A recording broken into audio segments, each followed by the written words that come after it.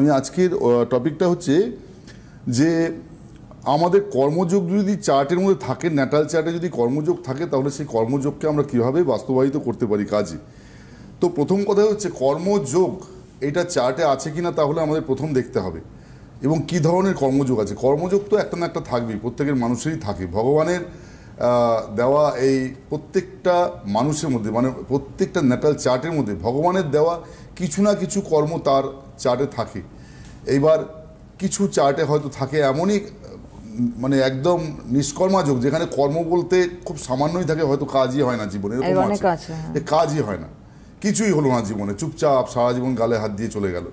আবার বহু চার্ট আছে যে খুব হাইফাই কর্ম, বিভিন্ন রকমের কর্মের স্ট্যাটাস ভিত্তিক ভগবান এখানে ভাগ করেছেন আমাদের।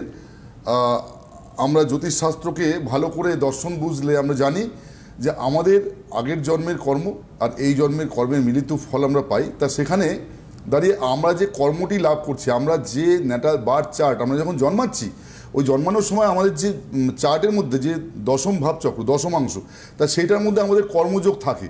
এবার সেই কর্মযোগটার মধ্যে আমাদের দেখতে হয় যে কর্মটা কোন স্ট্যাটাসের কর্ম।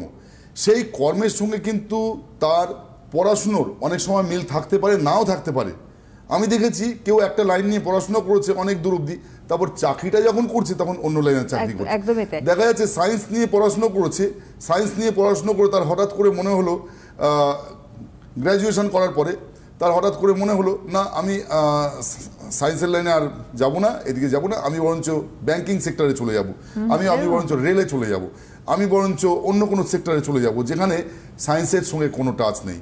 ঠিক আছে, তো এইরকম প্রচুর আছে। আবার দেখা যাচ্ছে যে যে লাইনটা নিয়ে পড়াশোনা করেছে সে সেই লাইনেই কাজকর্ম করছে, এরকমও আছে।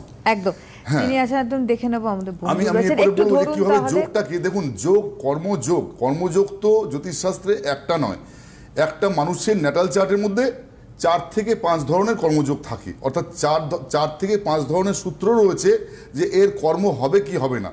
যেমন কর্মাধীপ যোগ, আমি এর আগেও বলেছি যোগটা নিয়ে। কর্মাধীপ যোগ যদি চার্টে থাকে তাহলে অবশ্যম্ভাবী তার ভালো কর্ম হবে। কর্ম মানে বেশ একটা স্ট্যান্ডার্ড কর্ম হবে, ঠিক আছে, তার ইচ্ছা অনুযায়ী একটা স্ট্যান্ডার্ড কর্ম তার ইচ্ছে অনুযায়ী হবে। কিন্তু যদি তার চার্টে কর্মাধীপ যোগ না থাকে, নর্মাল কর্মযোগ রয়েছে। এবার নর্মাল কর্মযোগের মধ্যে অনেকগুলো যোগ রয়েছে। দেখা যাচ্ছে যদি কারুর হংসযোগ দশমভাবে থাকে, হংসযোগ। আবার যদি দেখা যায় কারুর বার্থ চার্টের মধ্যে পঞ্চম মহাপুরুষ যোগের একটা যোগ আছে, সেটাকে বলা হয় মালব্য যোগ। কারুর যদি মালব্য যোগ থাকে দশমভাবে, তাহলেও কর্ম খুব ভালো হবে। মানে এইরকম দেখা যাচ্ছে যে এই সব যোগগুলো থাকলে কর্ম হবে।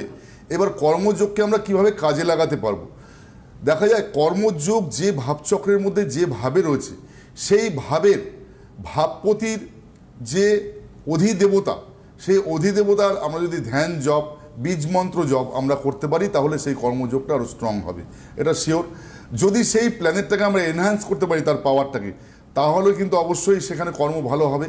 দেখুন অনেকগুলো প্রক্রিয়া রয়েছে যেখানে আমরা কর্মযোগটাকে আরও স্ট্রং করতে পারি আস্তে আস্তে। তো আমার মনে হয় লাইনে কেউ